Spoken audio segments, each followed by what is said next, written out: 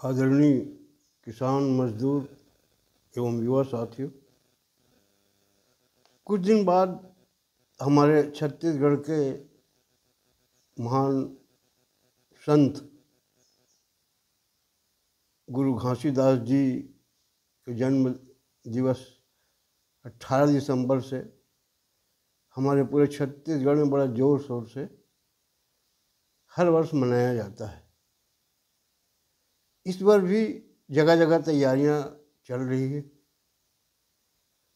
मगर आप लोगों ने ये देखा होगा कि कोई भी धार्मिक त्यौहार आता है या किसी संत महात्मा की जयंती मनाई जाती है, उसमें हमारे राजनीतिक दल के नेता बड़ा उत्साहपूर्ण भाग लेते हैं। धर्म को अपना असली हथियार समझते हैं, क्योंकि वहाँ बहुत से लोग जुड़ते हैं। और कुछ हमारे लोग भी हैं जो इसी बहाने मंत्रियों को, मुख्यमंत्री जी को बुला करके अपने क्षेत्र का विकास भी करा लेने के लिए आमंत्रित करते हैं। अच्छी बात है, होनी चाहिए।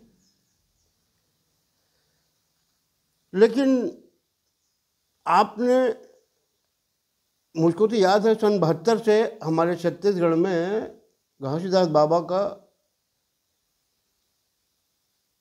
जयंती मनाना शुरू हुआ है। ऐसा वैसे वहाँ गिरौदपुर में मनाया जाता रहा होगा, संत और जो लोग हैं भक्त वो मनाते रहे होंगे, मगर जो पूरा प्रदेश में जो फैलाव हुआ है, मुझको लगता है सन 72 के बाद धीरे धीरे वो पूरे प्रदेश में फैला है। अब आज तो हर गांव हर घर में मतलब उनकी जयंती मनाई जा रही है। मगर राजनीतिक नेता चाहे वो अपने शिलान्यास कार्यक्रम में जाएं, उद्घाटन में जाएं, चाहे जयंती समारोह में जाएं, वो राजनेताओं के नाम से शिलान्यास अगर उद्घाटन में जाते हैं तो राजनेताओं का उदाहरण देते हैं कि हमको महात्मा गांधी जी के, दीनदयाल उपाध्याय जी के, अटल जी के, श्यामा प्रसाद मुखर्जी जी के रास्ते में चलना चाहिए। आपने सुना भी होगा। उनको बोलो कि आप चल के दिखाओ। आपने चल के दिखाया है क्या? आप चल के दिखाओ तो हम चलेंगे। मगर ऐसा नहीं करते। अब देखना, घासीदास जी को के जो जयंती होगा उसमें ये कितना अच्छा अच्छा भाषण दे रहे हैं, देंगे। अब पहले भी दे चुके हैं, पिछले वर्ष और उसके पहले भी आपने देखा होगा। मगर उस रास्ते में हमको कहते हैं, घासीदास जी ने जो कहा है उस रास्ते में चलना है, तभी हमारा प्रदेश विकास करेगा। ये नहीं चलते। अगर ये चलते तो निश्चित रूप से आज जो मैं देख रहा हूँ, पिछले एक वर्ष से कुछ ज़्यादा तनाव हमारे छत्तीसगढ़ में हो रहा है। धर्म गुरुओं को लेकर के आलोचना कर रहे हैं लोग पता नहीं इससे क्या मिलेगा।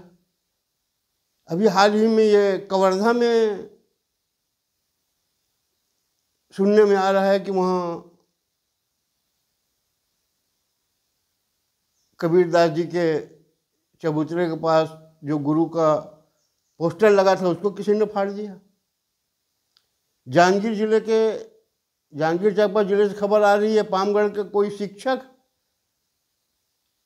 वो हिंदू देवी देवताओं को गाली दे दिया है। इसके पहले आपने देख लिया है कि भाई देखिए, आप जिस देवता को मानते हैं आप मानिए, हमको दूसरे देवताओं की आलोचना करने से क्या मिलेगा? अनावश्यक तनाव बढ़ता है। तो मैं तो अपने प्रदेश सरकार से चाहूँगा कि ये जो तनाव पैदा करने वाले हैं जातिवाद के नाम से, इन पर कड़ी निगरानी रखी जाए और कड़ी से कड़ी सजा दी जाए, ताकि कम से कम गुरुओं के नाम से, देवताओं के नाम से तो अनावश्यक अशांति न हो। अभी अशांति करने वालों को मैं आह्वान करता हूँ कि अगर तुम में दम है तो उन भ्रष्टाचारियों के खिलाफ आंदोलन छेड़ो ना, उनकी आलोचना करो ना, जो छत्तीसगढ़ के पैसे को खा रहे हैं, तुम्हारे अगल बगल में रहते हैं और तो तुम उसका जय बुलाओगे? जो दुनिया में नहीं रह गए, जिनको हम देवता मान रहे हैं, उनकी आलोचना करने से क्या मतलब है? जो हमारे खुलेआम राक्षस हैं, जो हमारे विकास के पैसे खा रहे हैं, हिम्मत है तो आइए ऐसे लोगों के खिलाफ लड़ाई छेड़े, जंग छेड़े। तो मैं बता रहा था कि हमारे घासीदास जी ने समाज में एकता स्थापित करने के लिए जो उपदेश दिया है, बहुत ही सराहनीय। अगर हम उसमें चलें तो समाज में एकरूपता जरूर आएगी। उन्होंने कहा था कि सबसे पहले हमको अपने आचरण में सुधारना है। दूसरे को गलत कहने के पहले हमको अपने आचरण को देखना है। अपने आचरण में हम सुधार लाएंगे तो निश्चित दूसरा भी आदमी हमारे आचरण को देख कर लाएगा। पर महिलाओं को माँ के समान देखना चाहिए। खान पान में पवित्रता होना चाहिए। जीव की हत्या नहीं करना चाहिए। दूसरे के चीज बद को देखना पाप है।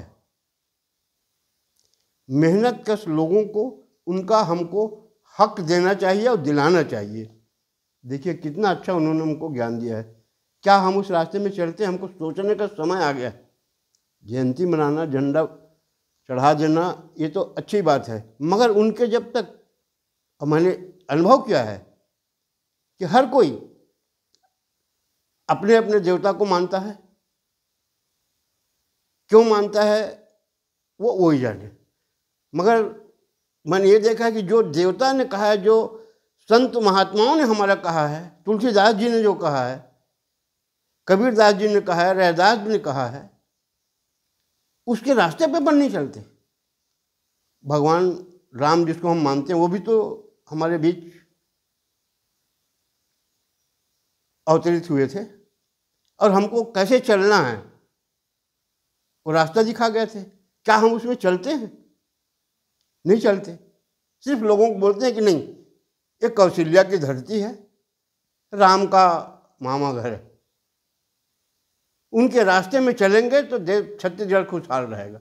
इसके सिवाय हम और आगे कुछ नहीं कहते। इसलिए मैं तो उन लोगों से अनुरोध करता हूँ कि आप किसी भी देवी देवताओं को, किसी भी समाज के जो मान रहा है उसको छेड़े ना, अनावश्यक छत्तीसगढ़ को अशांत करने का प्रयास न करें। किसान मजदूर साथियों, आपको जान के बहुत खुशी होगी कि हमारे देश के प्रधानमंत्री विकसित भारत बनाने का सपना देख रहे हैं और हमारे छत्तीसगढ़ में हाल ही में विधानसभा में विकसित छत्तीसगढ़ बनाने का संकल्प पारित कर लिया गया है। बहुत अच्छी बात है। मगर ये विकसित छत्तीसगढ़ कैसे बनेगा?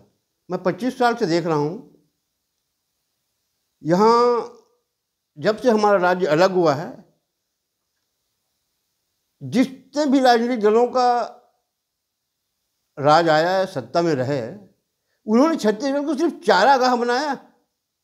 इसलिए मैं अपने वर्तमान सरकार से निवेदन करता हूँ, भाजपा नेताओं से निवेदन करता हूँ कि अगर सही में विकसित भारत बनाना है, विकसित छत्तीसगढ़ बनाना है, तो हमारे विचार को भी विकसित करना पड़ेगा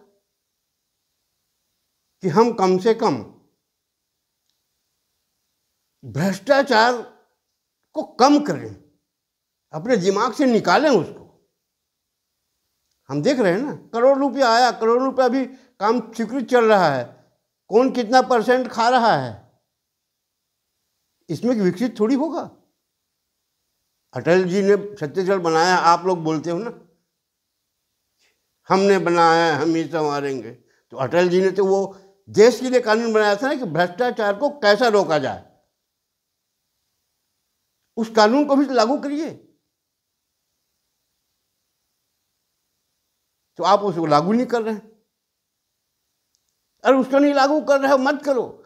हमारे देश के वर्तमान प्रधानमंत्री जी ये कहते हैं, मैं भारत को भ्रष्टाचार विहीन बनाऊंगा, खाऊंगा ना खाने दूंगा। इस नारे को ही तो संकल्प में पारित कर दिए होते। मान लो नहीं भी किए तो मैं एक निवेदन करता हूँ, जो भी मंत्री, विधायक, सांसद कोई भी शिलान्यास, उद्घाटन या कोई भी सभा ले रहे हैं, कहीं भी सभा में जा रहे हैं, तो वहाँ जनता को शपथ दिला दें, अधिकारियों को शपथ दिला दिए कि मैं खाऊंगा ना खाऊंगा, खाऊंगा ना खाने दूंगा। ये हमारे वर्तमान प्रधानमंत्री चाहते हैं, तब विकसित भारत होगा। और नहीं तो 50% मुश्किल से काम हो रहा है। वैसे अभी विधानसभा में मैं सुनने को मिला, पहले दिन एक विधायक महोदय, जिसको उनके क्षेत्र में विकास पुरुष, जननायक, पता नहीं क्या क्या नाम से उनके करीबी लोग पुकारते हैं, उन्होंने एक कांग्रेस शासन का प्रश्न लाया। कोई खरीदी का मामला है कि कितने में खरीदी की गई, वो सामान का सत्यापन कौन अधिकारी ने किया। अधिकारी का नाम पूछ रहे हैं ना, मंत्री का नाम नहीं पूछ रहे हैं। ये कांग्रेस शासन में हुआ है। उस दिन भी वो विधायक थे, उस दिन क्यों क्वेश्चन नहीं किए? क्योंकि मंत्री से आमने सामना होता ना। अब आज अधिकारी के नाम पूछ रहे, किस अधिकारी ने सत्यापन किया है? कांग्रेस शासन में विधायक होकर के इतना घपला होने क्यों दिया गया? आज वाही लेते हैं। मैं इतना जानता हूँ, मैं भी कभी छोटा मोटा कहीं पद में रहा, तो मेरे को मालूम है कि अधिकारी कर्मचारी की हिम्मत नहीं है बगैर विधायक, मंत्री, सांसद के उस क्षेत्र में गलत कर जाए। उनके आदेश में सही करता है या गलत करता है तो उन्हीं के आदेश में करता है। बताते हैं, मैं पता किया तो उनके विधायक महोदय के भाजपा शासन काल में 2.5 करोड़ का घपला है शौचालय में। उनके क्षेत्र के पथरिया नगर पंचायत में 700 लोगों को नहीं मिला है। कांग्रेस शासन में एक डबरी नवीनीकरण के मामले में, सौंदर्यीकरण के मामले में 2.5 करोड़ का घपला है। 5 करोड़ का उनके विधानसभा में है। कांग्रेस और भाजपा दोनों शासन में, जितनी जानकारी उनको है उसकी जांच नहीं करा रहे। मैं कई बार मांग कर चुका हूं। तो ऐसे में विकसित छत्तीसगढ़ कैसे बनेगा? इसलिए मैं सभी से निवेदन करता हूं, मेरा कोई किसी पर दुर्भावना नहीं कि अपने विचार को हम अच्छा लाएंगे, काम अच्छे से अच्छा हो, तब विकसित होगा ना। और नहीं तो हमको यही सुनाते चले जाएंगे, अटल जी का, दीनदयाल जी का, गांधी जी का। अब साक्षात अभी मोदी जी, योगी जी क्या कर रहे हैं, उनके रास्ते में चलने में घबराहट हो रही है। पुराना मामला ला रहे हैं। अरे भाई, यहाँ का भी अपने अपने क्षेत्रों का मामला अगर विधायक सांसद देख लें, चुनाव जीतना अलग बात है। अब लोग कहेंगे चुनाव कैसे जीत जाता है? तो भाई कांग्रेस भाजपा फिक्सिंग है, ऐसे उम्मीदवार खड़ा करा देते हैं तो आदमी, कांग्रेस वाला नाराज हो जाता है, भाजपा को जितवा देता है, इसलिए जीत होती है। कोई ये नहीं है कि कट्टर दिग्गज, कोई जनता के प्रति कोई उनको उतना लगाव नहीं है। वो तो अपना मजदूर भेज देते हैं, अपने जो पदाधिकारी उनके द्वारा माल मटेरियल भेज दिए और बोले सब ठीक। तो ये होता है। खैर, मैं अंत में अपने प्रदेश के मुख्यमंत्री जी से निवेदन करना चाहता हूं कि मुख्यमंत्री जी, 27 नवंबर को मैं जन दर्शन होगा करके चला गया था रायपुर। वहाँ मैंने जो आप पेटी रखवाए हो आम जनता के लिए डालने के लिए, उसमें मैंने 2 शिकायत डाला है। एक तो पहला है भ्रष्टाचार विहीन छत्तीसगढ़ बनाने की मांग है मेरी। दूसरा है मुंगेली जिले के पथरिया तहसील में जो जनपद पंचायत के सीओ साहब हैं, लाखों का घपला कर चुके हैं और आगे करने के लिए जो उन्होंने योजना बनाई है उसके जांच के लिए मैंने आपको आवेदन दिया है। अभी तक मेरे को कोई जानकारी नहीं आई है कि उसकी जांच कब होगी या क्या हो रही है कि नहीं हो रही है। तो मेरा निवेदन है, अगर विकसित भारत बनाना चाहते हैं, इन भ्रष्टाचारियों पर लगाम लगाएं। अब किनके सह पे कर रहे हैं इतनी हिम्मत? तो मुख्यमंत्री जी, मैं चाहूँगा वो आवेदन का पता करिए। वैसे मैं फ़ोन लगाया था आपके वहाँ, तो उन्होंने कहा कि वो मंत्रालय भेज दिया गया है आपका कागज़, शायद पेटी से निकाल के मंत्रालय भेजे होंगे। मैंने फ़ोन नंबर पूछा तो बोला हमको फ़ोन नंबर नहीं मालूम है मंत्रालय का। खैर, मेरा यही निवेदन है कि भ्रष्टाचार को रोकने में मुझको सहयोग देने की कृपा करें। इतना कहकर अपने वाणी को विराम देता हूँ। धन्यवाद। जय हिंद।